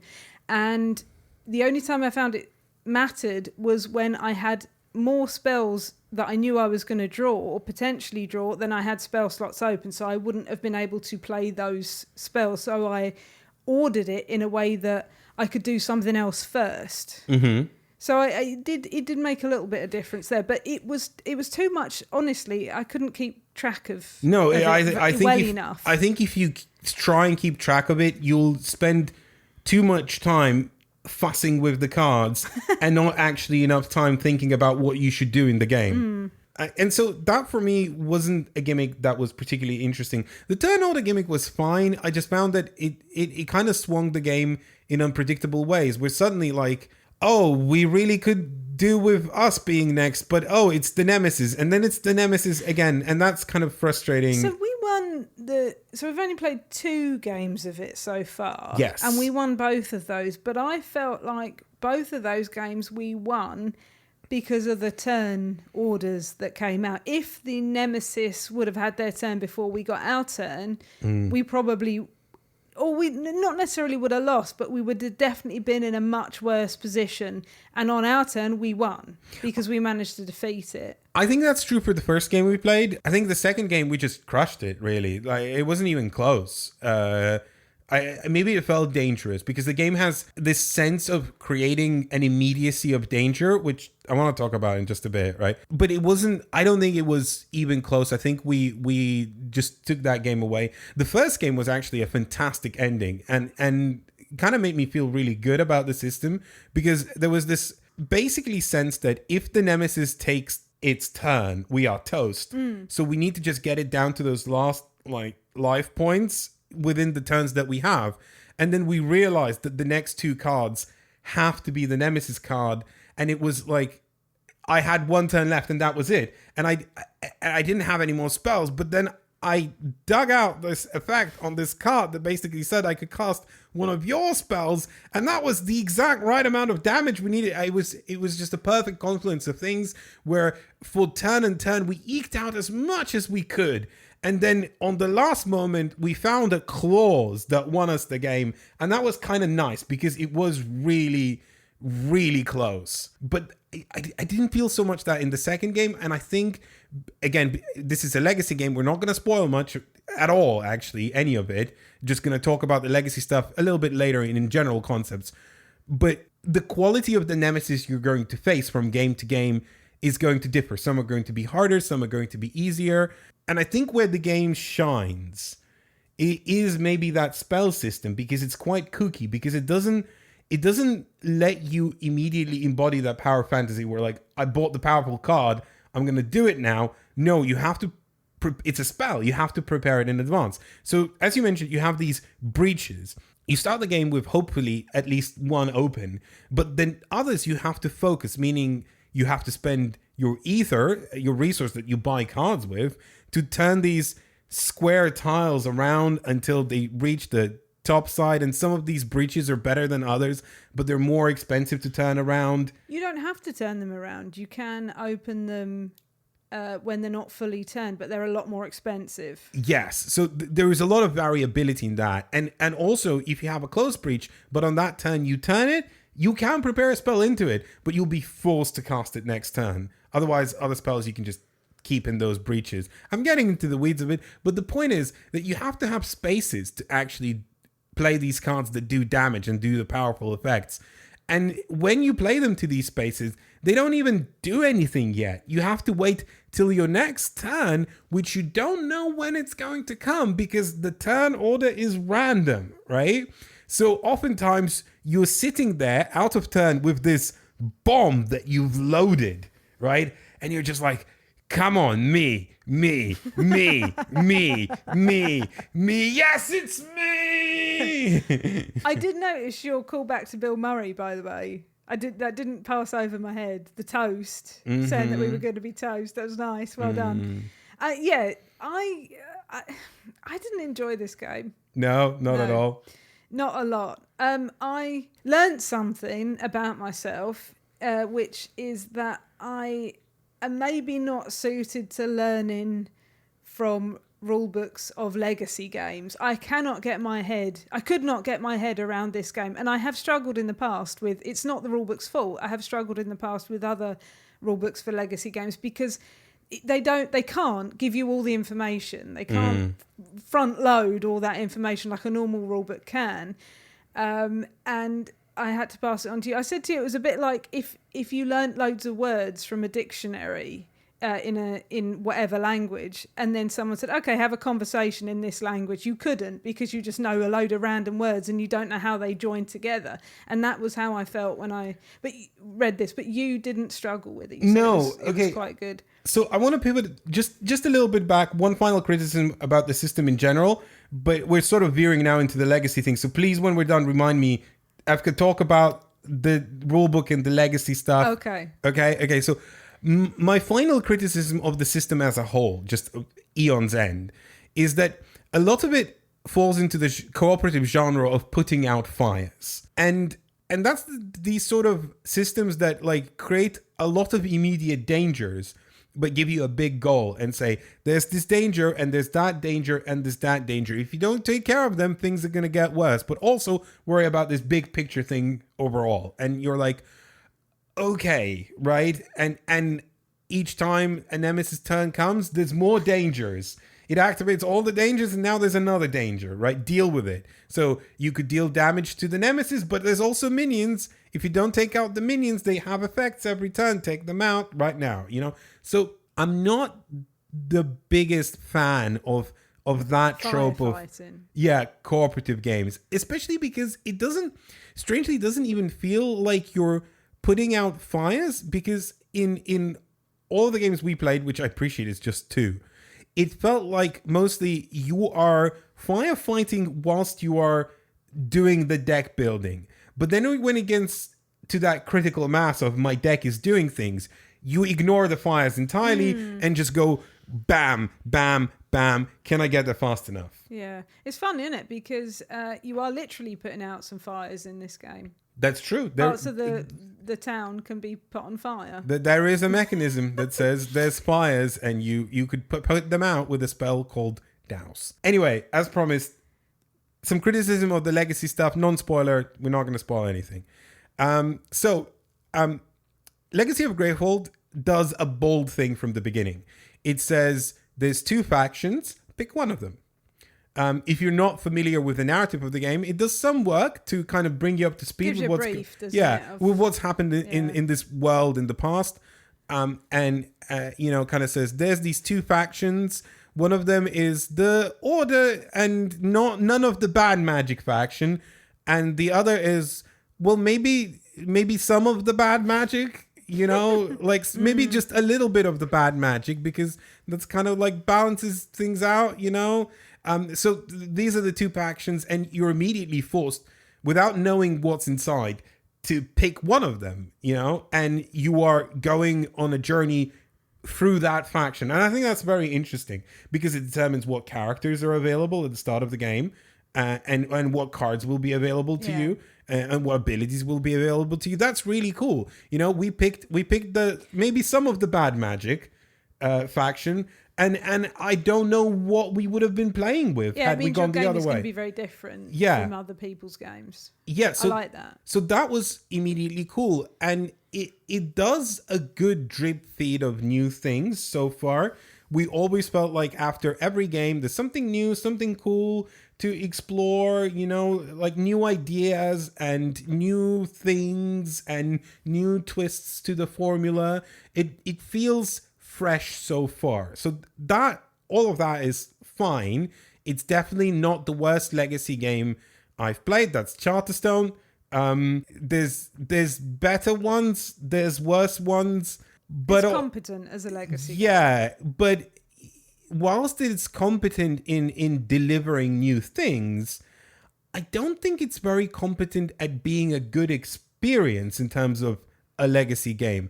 So you mentioned the rulebook, right? And I have to say, it's not, I don't think it's just you in terms of, I'm finding it hard to pass this. I got it, right? Because when I was reading the rulebook, I kept thinking, right, deck building tropes. How does this work in the context of deck building tropes? And I thought I understood how the game plays, and I did. But then as I started playing, especially like the legacy stuff, there was just so much stuff that wasn't explained, or explained in a way that no legacy game should have explained. So, for example, again, not spoilers, it says often through the game, put things in your barracks. And then you go, but the rulebook doesn't say what the barracks is. And then you realize that amongst the many packs of cards, many packs of cards that says, do not look until told to, right? There is this pack of cards that isn't cards, it's dividers. And these dividers is the storage solution for how you meant to store this legacy game in between games. That's what it means by the barracks, that you're meant to assemble this.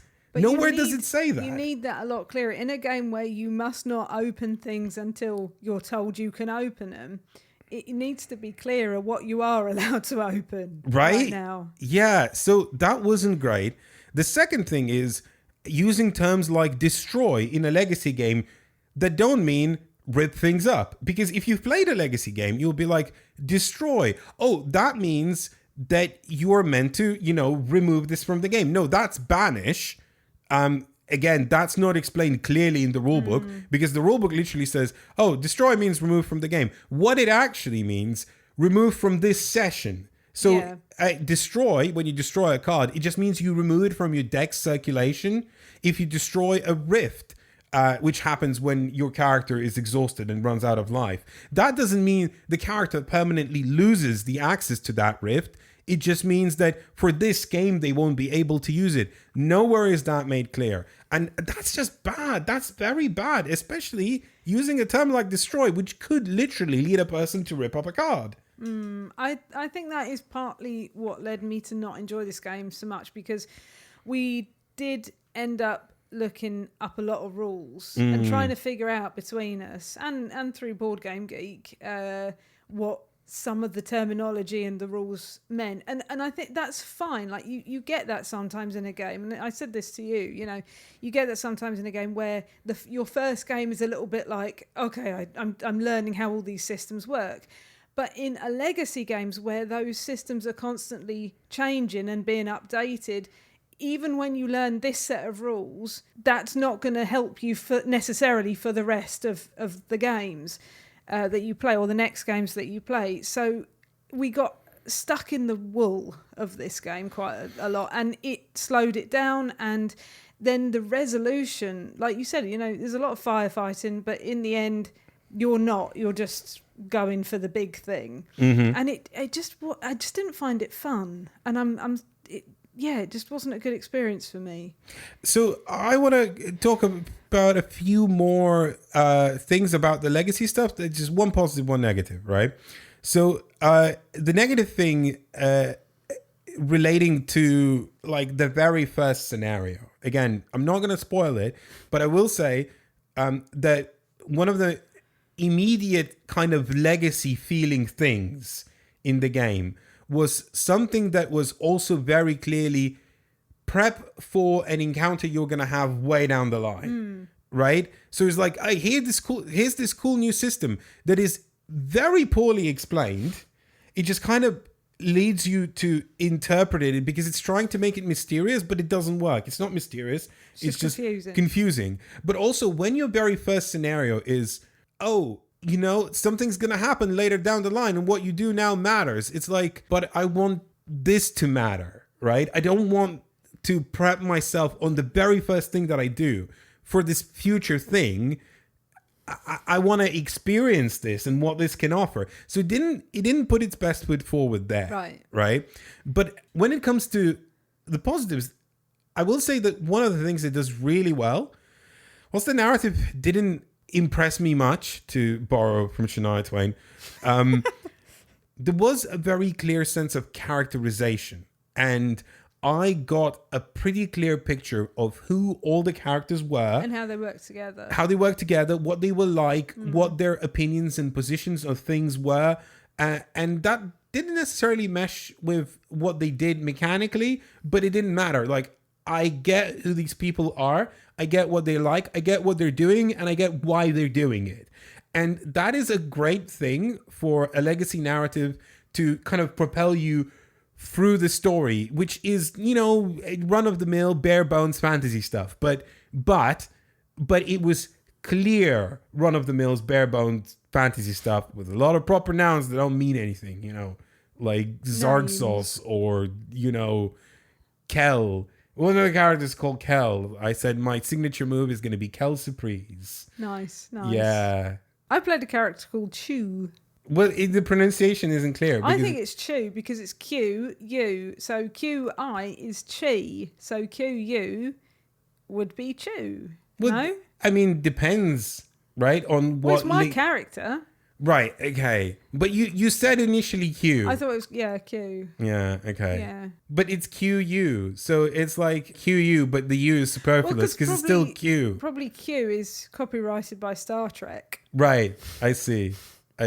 Anyway, so yeah, that's our initial impressions of Aeon's End. And the funny thing about it being a legacy game, and I guess the mistake we made was like, oh, legacy, this is going to be fun. This is going to be a campaign. And then you start playing it, and you're like, oh, I'm not enjoying this so much. I'm not sure I want to finish this massive box. Shall I pass it on to someone else? Oh, wait, I can't, which is something we discussed in the interview with Andrew Navaro. And it's funny how that kind of... You can buy reset packs for it. I know that. Oh, really? Uh-huh. Okay. Well, they must cost... Or at least you could have done. Yeah. I don't know if they're still available, but at the time you could have They done. must cost a lot, because a lot of those cards are like... There's a lot that you manipulate. Yeah. There's like stickers, and you draw, and you write, and you cut things up and stuff like that. There's a lot of stuff in there that's, I guess, not resettable. But I'm glad to hear this. That's at least a reset pack. Well, there was, yeah. I don't know, because it's not a new game. You know, it's a few years old by now. So I guess it's not I don't know available from a still. sustainability perspective how good that is anyway, because you're just putting more thing into the world, and then the next person is going to pick it up, and they're going to try it, and they're going to go, I'm not sure how much I'm enjoying this. And they're going to buy another reset pack, and on it goes. Well, yeah, maybe. I don't know if I feel like I've given this game a good enough shakedown. Do you want to play again? I feel like I should, because I have a fairly negative view of it at the moment. It felt like a lot of admin for not a lot of return. That was the kind of overall feeling I got from it. But maybe if you progress further into it, then maybe, you know, you'll see new things and it will be exciting. But I'm not sure that I have the energy to do that. We did unlock a character. Not going to say what it was, but you did. immediately went, yeah, that's true, that actually. looks Yeah, cool. That looks very interesting. Yeah. There was an aspect of it that immediately appealed to your personality. Well, so yeah. That was neat. Yeah. That's all the games. If you have anything to say about any of them, don't forget to drop me an email, elaine@nopuниncluded.com, or if you have any general questions or comments. We had some linguistic questions from the last episode. Specifically, we were asked about the words jammy and about the word cooey, right? Targaf asked why I called Reiner Knizia jammy when it means unusually lucky. Right? Did I really mean that? Yes, I did. I was being a bit cheeky when I called him that, because firstly, with the insinuation that he got lucky designing this game rather than spending hours playtesting and refining and, you know, doing all of that to his games, and that he got lucky changing my mind on a certain mechanism rather than that the implementation of that mechanism was just really neat in that game. So I was just being a little bit cheeky. Does that make sense? No, but thank you for explaining that. So I don't really mean that he's unusually lucky or overly lucky. Elaine, he's not. He put a lot of work into his games. This particular game had a really cool mechanism in it that just happened to change my mind about auction games. It's nothing to do with luck. Elaine, I was just being a bit funny. Yeah. Elaine, listen. You said the word jammy, which sounds like jam. Yeah. And I think jam's a funny word. So that's all I got from that. Do you? Yeah, jammy. Sounds good. Sure, makes sense. I'm good. Thanks. Jam like the fruit sauce, or jam like, oh, I'm in a traffic jam? Doesn't matter. It's jam. It's funny. Okay. Jam's a funny word. But anyway, cooey is another matter entirely. It seems to be a word that my family made up a little right, bit. okay. So long story short, it's probably an adulteration of cootie, as in body lice. Exciting origin. Yeah, so ignore that word, because that is probably a word that is just used by my family. I asked a couple of friends and they were like, no, what? I've never used this word. So no one else seems to know this word. What did you mean by cooey? Yucky, icky. Well, like lousy. Like it makes you feel like you're lousy. Like, you know, like, well, lousy is used to mean like rubbish. Right. Isn't it? Yeah. You know, for the most part. But, you know, lousy is in you're full of lice. Yeah. Like it makes you feel itchy and and. Just like I feel in this heat. Yeah, it's really warm today. Yeah. It's so warm today. Well, yeah, so, you know, come for the board games to this podcast. Stay for the nonsense words that we use. Lastly, Richard writes in to say, how well do you feel that you can assess a game from reading the rulebook? What games have been the biggest surprises when then playing them after reading the rulebook, positively or negatively? Well, Elaine, you've been the rules master lately. I think that's a question to you. Okay, well, so there, it's not really lately, but in the time that we've been reading rulebooks, there have been certain times where we look at a game and we think, oh, this looks interesting, and then we read the rules for it and think, this looks not very good. And we've kind of not bothered playing the game because the rulebook has put us off, because certain mechanisms or the way it plays does not sound interesting. Well, funny you should say that, because some designers are especially known for like having rules that read not very exciting, but then the game emerges from. But I don't mean dry rules. I'm all right with dry rules, but it's, so you find a mechanism that goes against how you feel as a person. Like I guess it could have happened with something like hegemony, where you play a corporation and you think, oh, I really don't want to play. I don't want someone in our playgroup to have to play as this. That's not necessarily a good example, because we did play that game. We were okay with that. But when there is something in the game that makes you think, I don't like this. I don't mind dry rules, because as long as the rules are laid out well, then that's okay with me. Yeah, sometimes the game emerges through the rules. But it's only when you get a really negative feeling about how this works, or if something seems very boring, like it's clear that in the game you're going to just go round and round and round and round. But that's more to do with the rule set rather than the rule book itself, isn't it? Yes, but that means that sometimes we wouldn't necessarily play a game. That's true. That's very true. At all. Yeah, that's true. I don't know. For me, it's when I don't.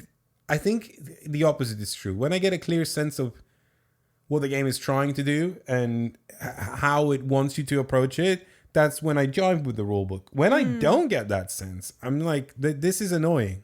I don't want the game to be mysterious, because I want it to be clear. The rulebook's purpose is not to cause mystery and confusion, it's to cause clarity. The mystery and confusion can come from the gameplay. That's where that needs to emerge.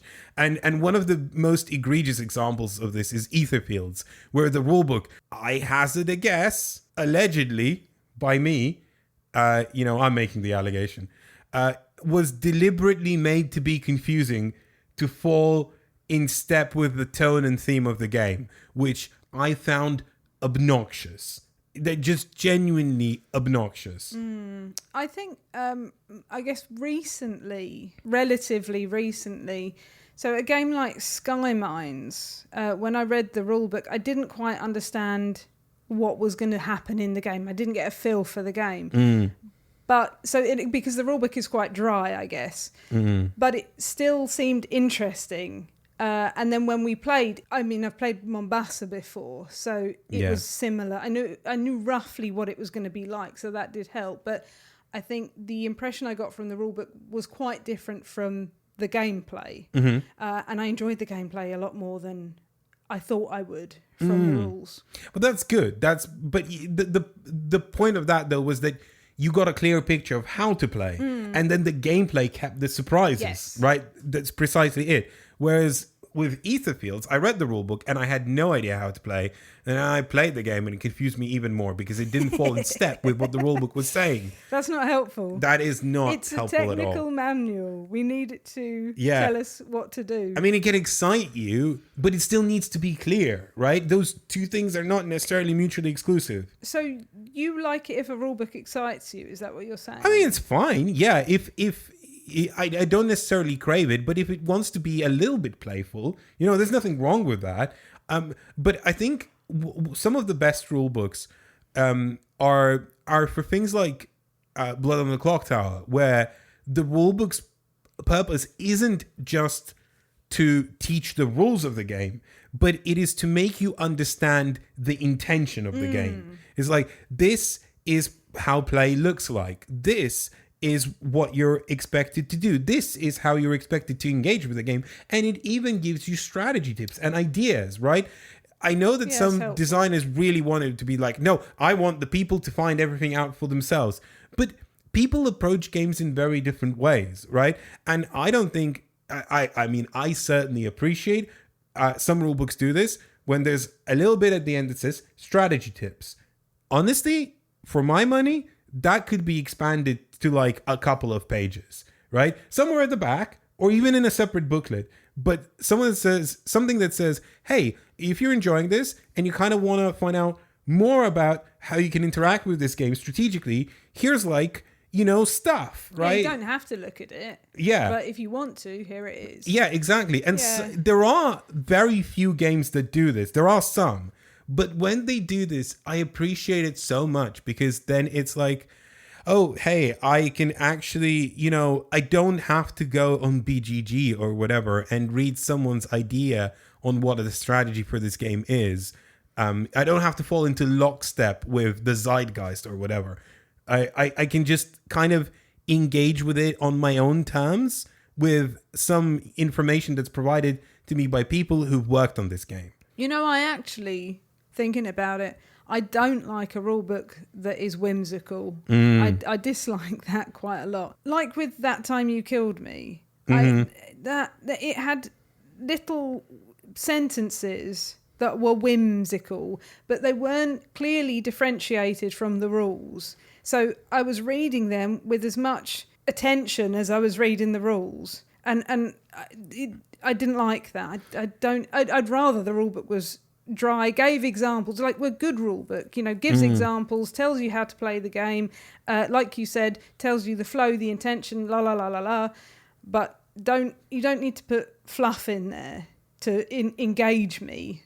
I think that's a really great criticism, but also the theme, or more specifically the setting of That Time You Killed Me, makes no sense whatsoever. So when it's trying to be whimsical, it doesn't feel tonally apt because it's like, what is this? There's like chess pieces. We're not time traveling. Why are you whimsying me with this, right? It's annoying. Whereas I think if the game was more cohesive with its tone, setting, and what it's trying to get you to do, then the whimsy might even come naturally and would feel appropriate to the rulebook. I think we've answered that question. I think that was actually some interesting discussion that sprang out right at the very end of the episode. I didn't expect it. It was good. I enjoyed talking about this. So finally, what is the game of the episode? Oh, that one's easy. It's Dorfromantik. What about you? Dorfromantik. Well, we're in unison. And with that, why don't you say goodbye, Elaine? Goodbye, Elaine. Goodbye, Elaine.